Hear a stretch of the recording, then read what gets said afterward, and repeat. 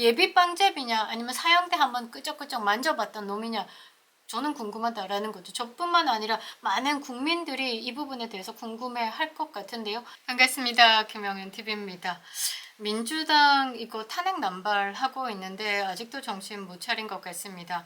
대한민국은 정신이 번뜩 들었죠. 윤석열 대통령의 구속 취소가 되면서 세상은 이제 또 재편되고 있는 것 같습니다. 사법 정의가 그래도 지켜지고 있구나, 너무 감사하는 마음인데요. 우리가 이제 새로운 첫 단추를 깼다라고 보시면 될 것 같습니다. 대한민국 국민들이 이제 알아버린 상황에서 이 반국가 세력들의 책동이 어느 정도인지 그 강도에 대해서 느껴버렸죠. 상당히 심각한 수준이다라는 거. 우리가 가만히 있다가는 그냥 자연스럽게 이제 슈쉐가 되지 않았나, 이런 공포를 느끼기까지 하는데요. 윤석열 대통령의 비상계엄 후에 전 국민의 반이 이 사상이 송두리째 바뀌었습니다. 대한민국을 버티고 번영의 길로 가는 건 우파구나라는 것 말이죠. 그래서 새로운 공식 탄생이 있더라고요. 진보를 외치는 것은 간첩이다라고 말이죠. 대한민국 국회는요, 이 탄핵공화국이 되었습니다. 더불어민주당이 주도한 탄핵이 29번 있었죠. 그것으로 인해서 국민 세금이 4억 6천만 원이 허공으로 날아갔습니다. 사실 허공으로 날아갔다라기보다는 그 과정에서 이 좌파들과 끈끈하게 연결되어 있는 변호사들의 주머니 속으로 들어갔다. 그러니까 국민 세금에 빨대 꽂아서 쪽쪽 빨아먹는 그 좌파들의 창의적인 방법으로 이 국민 세금을 훑어갔다라고 보시면 되겠죠. 지금 대의민주주의 붕괴와 함께 정치적 진흙탕 싸움뿐입니다. 민주당이 탄핵을 남발하는 이유는 모든 국민들이 알고 계실 겁니다. 아마 개딸도 알고 있다라고 보는데요. 깜빵 가기 싫어서 그러는 거죠. 예비 빵제비가 그냥 1, 2, 3, 4, 5년으로 끝일 게 아니다라는 것을 스스로 아는 거죠. 들어가면 50년 썩는다라는 것. 그래서 이 유채훈 판사 앞에서도 읍소하면서 좌쪽문 요구 뛰쳐나가달라라고도 부탁했습니다. 그러니까 이 민주당이요, 서민 경제를 논하지만 실제로 움직이는 방향은 이재명 깜빵 가지 않게 방탄하는 것뿐이다라는 거죠. 국민들이 물가 폭등으로 고통을 받는지, 청년 실업이 늘어서 고통을 받는지, 부동산 때문에 문제들로 고통을 받는지, 이런 거는 뒷전이다라는 거죠. 또 탄핵하겠다라고 합니다. 왜냐고 물으니까 이 심우정 검찰총장이 윤석열 대통령 구속 취소에 대해서 즉시 항고하지 않은 부분에 대해서 괘씸죄를 적용한 것 같습니다. 아니, 헌법에서 이게 즉시 항고 이것도 위헌이다라는 결정이 났으니까 법대로 가겠다라는데 그냥 괘씸죄가 적용된 것이다 라고 보고요. 또 최상목 대대행도 탄핵하겠다라고 합니다. 요거는 왜냐 보니까 마은혁이 임명을 안 하고 있어서, 그러니까 윤석열 대통령 탄핵 심판에 어찌됐든 대가리 하나 보태겠다라는 욕심뿐이죠. 국민들이 심판해 줘야 되는 겁니다. 일단 윤석열 대통령께서 직무 복귀하시면요, 어떤 세력들이 반국가 세력인지, 그리고 이걸 어떤 식으로 걷어내야 대한민국이 안전하게 가는지, 국제사회에서 안보 동맹을 탄탄하게 하고 한미 동맹을 견고하게 하기 위해서라도 어떤 세력들을 걷어내야 되는지 아마 판단이 다 들어섰을 거다라고 생각을 하는데요. 이런 오로지 국가의 번영과 안전만을 생각하고 있는 윤석열 대통령에 대해서 축출하려는 그 거대 세력, 그 거대 세력들이 과연 그들만의 권력을 유지하기 위해서였을까? 저는 아니다라고 봅니다. 대가리 안테나 꽂고 지령을 받고 중국 머니에 취해서 나라를 팔아먹는 매국 행위를 한 것이 아닌가라고 생각을 하는데요. 자, 여러분들, 오늘 여러분들에게 좀 말씀드리고 싶은 건 뭐냐면요. 윤석열 대통령 구속 취소로 우리는 또 새로운 단추를 깨고 시작을 하지만요. 이 윤석열 대통령의 지금 구속까지 어떤 세력들이 움직였는지에 대해서 우리는 지켜볼 필요가 있다라는 거죠. 공수처의 절차적 흥결을 가지고 이야기를 하고, 홍정원의 오염된 메모, 곽정군의 강요와 위증교사, 회유, 이런 것들은 그 중간 과정입니다. 자, 처음에 시발점에 대해서 생각해 봐야 돼요. 이 시발점에 누가 서 있는지를 봐야 된다라는 겁니다. 페이스북에 이런 글이 있습니다. 진짜 궁금하다. 누가 이런 일을 했는지 그들은 누구인가? 라는 글입니다. 이 부분에 대해서 여러분들과 함께 나눠볼 필요가 있을 듯 한데요. 자, 윤석열 대통령 돌아오시고 국민의 힘이 또 움직여줘야 하는데 조금 미적미적한 부분이 있죠. 그리고 배신의 세력들을 걷어내야 함에도 전혀 움직임이 없는 상황. 제가 볼 때는 이 윤석열 대통령의 직무 복귀와 함께 새로운 정통 보수의 신당 창당은 필연이다 라고 생각을 하고 있습니다. 영상 시작하겠습니다. 구독과 좋아요 버튼 꼭 눌러주시고요. 끝까지 시청 부탁드리겠습니다. 아직도 김영윤 TV를 구독하지 않으신 분들은 구독과 알림 설정 부탁드리겠습니다. 큰 힘이 되고 있습니다. 자, 여러분들 지금까지 윤석열 대통령 아니 대한민국의 최고 대빵인데 어떻게 이렇게 한순간에 이 인간 사냥 몰이에 이렇게 무참히 당할 수가 있을까? 솔직히 국민들이 처음에는 비상계엄이다 오메야 난리가 났죠. 막 헬기 날고 막 이러니까. 그런데 이 상황이 너무 어이가 없는 거예요. 단 6시간 만에 끝났고 사실상 국회 해제를 통과시키면서 2시간 조금의 시간이 걸렸다라는 거죠. 그런데 이런 무모함으로 비상계엄을 뭘 원하려고 했을까라는 물음이 던져지는 상황에서 그 물음에 대한 답을 찾는 과정 안에서 이거는 욕밖에 안 나오는 상황이죠, 사실. 그래서 우리 국민들이 자발적으로 참여하고 일어난 겁니다. 한남 대첩까지. 한남 대첩을 가면서 이 새벽에 가도 뜨거웠습니다. 대한민국 국민이 윤석열 대통령 지키겠다. 내가 뽑은 대통령 지키겠다라고 새벽에 그 눈 오는 날에도 정말 다시 생각하면 소름이 아니라 이건 뭐라고 해? 전열이다라고 해야 되겠죠. 그런 과정을 우리가 거쳤습니다. 왜? 라는 질문을 스스로 했고 라는 답을 스스로 냈다라는 것이죠. 그런데 그 와중에 답을 못 내고 계속 의문점으로 남아있는 게 있죠. 뭐냐?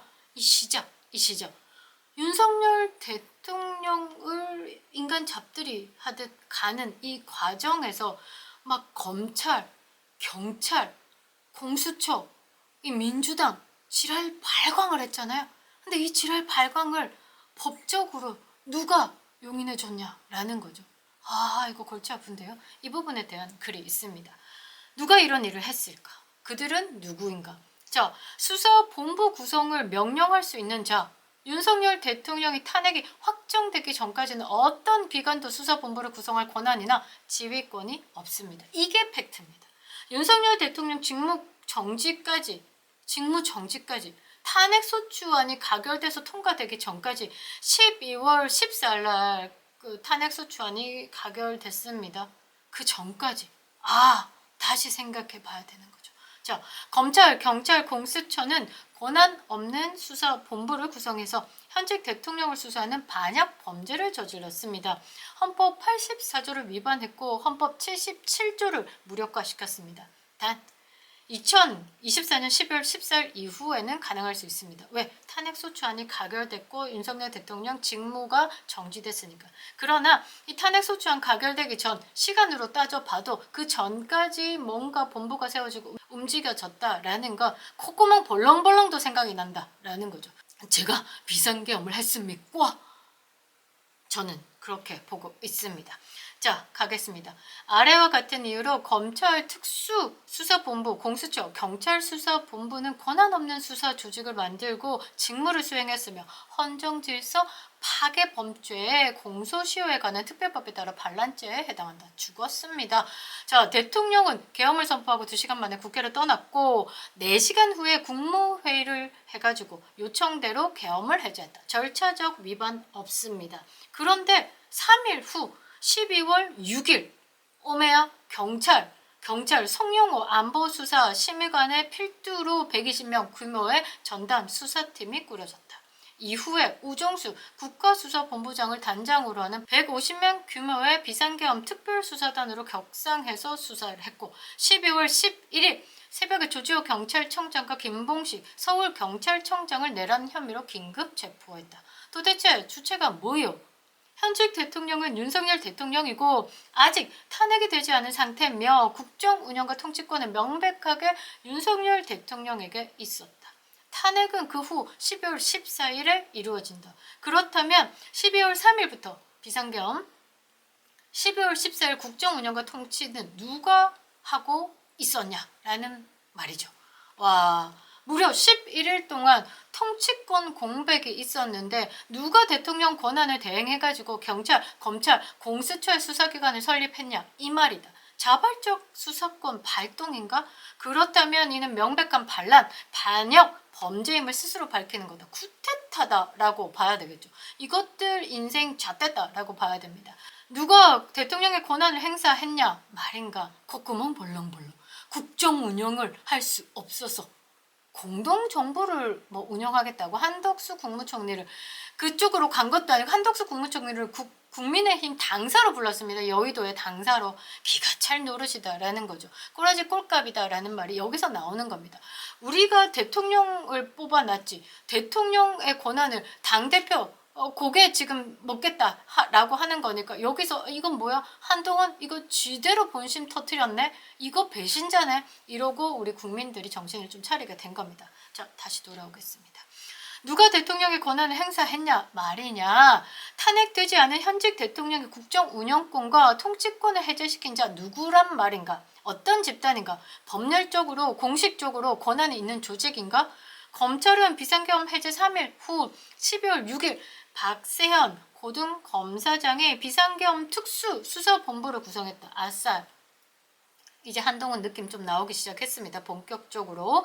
그리고 12월 8일 자진 출두한 김용현 국방부 장관을 긴급 체포했고 직권남용으로 시작해서 내란 죄목으로 확대하면서 꾀하였다. 박세현 고등검사장 누구의 명령으로 특수수사본을 구성했습니까? 아버지인가? 아니면 진형구 한동훈의 장인인가? 그거 아니면 한동훈입니까? 여기서 물음이 좀 던져지는데요. 아니면 박세현 혼자 이제 오롯이 내가 다 했소이다 하고 깜빵 갈 수도 있겠네요. 자, 현직 대통령의 헌법 77조 비상선포 권한에 대하여 수사할 권한이 있습니까? 있다면 어떤 특권으로 정상적인 지휘명령 개통을 밟지 않고 수사본부를 구성했습니까? 누구의 명령을 받았습니까? 고위공직자범죄수사처 공수처 이제 오동훈이 나옵니다. 12월 8일 경찰과 검찰의 수사 이첩 요구권을 발동했다. 공수처의 수사 범위와 대상은 어디까지 허용되는가? 공수처는 그 명칭과 같이 고위 공직자를 수사 대상으로 하고 있습니다. 판검사 및 국회의원, 차관급 이상의 공무원과 대통령이 임명하는 공직, 유관단체의 장입니다. 특히 민주당은 해당 범위를 대통령 비서실 기획관, 보좌관, 비서관, 선임, 행정관까지 확대된 범위를 제시했는데 대통령에 대해서는 이런 방구도 없습니다. 여기서 대통령은 고위 공직자인가? 라는 의문에 접하게 됩니다. 대한민국 헌법 제66조부터 제85조까지 무려 20개의 조항이 대통령에 관해서 규정하고 있습니다. 이것이 고위공직자와 같은 권한 수준입니까? 다시 말해 대통령은 공수처의 수사 대상이 아니다라는 말입니다. 그렇다면 누구인가? 누가 현직 대통령보다 더 막강한 권한으로 최후 통치권인 헌법 제77조와 헌법 84조를 깨고 수사기관들을 구성하고 국방부 장관을 비롯해 계엄군 사령관들을 구속 수사할 수 있는가? 누구란 말인가? 야당이 요청하면 수사기관을 설립해 현직 대통령을 수사할 수 있습니까? 공식 독립기관인 선거관리위원회입니까? 아이고 선거관리위원회까지 소환이 되네요. 아니면 반란, 반역을 획책하는 법조, 사조직입니까? 현직 판사들의 사조직인 우파, 민사 판례연구회, 좌파, 우리법연구회 각각 200여 명의 조직원으로 구성되어 있으며 민사 판례연구회는 46년 되었고 우리법연구회는 38년 됐습니다. 이제 다시 강력히 요청합니다. 누가 수사 주체에게 권한을 주었는가? 누가 수사 주체를 구성해서 명령했는가? 밝혀라 라는 말입니다. 우리 헌법은 대통령은 고위공직자가 아니라 대한민국의 통수권자로 특별한 권한을 국민으로부터 위임받아 행사합니다. 그렇죠. 국민들 한 사람이 주권을 행사해서 민주주의 정당성 집합체라고 봐야 되겠죠.